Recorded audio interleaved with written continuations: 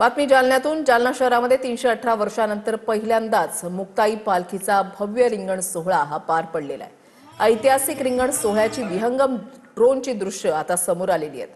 मनोज जरांगेंनी पालखी सोहळ्याचं दर्शन घेतलेलं आहे। भव्य रिंगण सोहळ्याच्या वेळेला लोकप्रतिनिधींसह जिल्हा प्रशासनामधील अधिकारी आणि कर्मचारी यांची उपस्थिती पाहायला मिळाली आहे। ऐतिहासिक रिंगण सोहळा पाहण्यासाठी जालना जिल्ह्यासह मराठवाड्याच्या कानाकोपऱ्यातून शेकडोच्या संख्येनं भाविक दाखल झाले होते।